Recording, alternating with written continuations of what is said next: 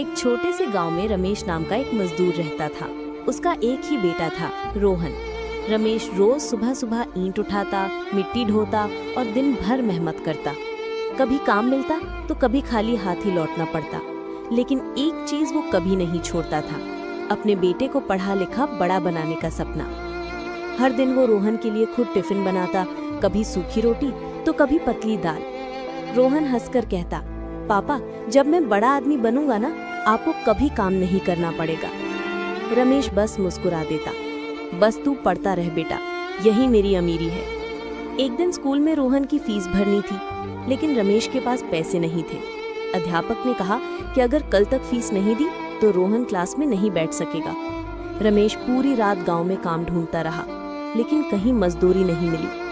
आखिर में उसने अपने जूते बेच दिए और उन्हीं पैसों से रोहन की फीस भर दी। अगले दिन स्कूल जाते समय रोहन ने देखा कि उसके पापा नंगे पैर चल रहे हैं। वो दौड़ कर आया और रोते हुए बोला, पापा मेरे लिए आपने अपने जूते तक बेच दिए, मैं इतना बोझ हूँ आपके लिए।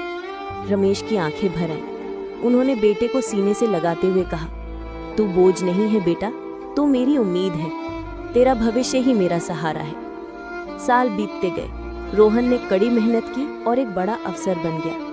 पहली तनख्वाह मिलते ही वो सीधे घर पहुंचा। रमेश अब बूढ़े हो चुके थे, हाथ कांपते थे। रोहन उनके सामने एक नया जूता रखकर बोला, पापा अब आपको कभी मजदूरी नहीं करनी पड़ेगी, आज से आप आराम करेंगे। आपने मेरे लिए सब कुछ बेचा था, अब मैं आपको हर खुशी दूंगा। रमेश की आंखों से आंसू बह निकले। उन्होंने रोहन के सिर पर हाथ रखा और कहा, आज मेरी सारी मेहनत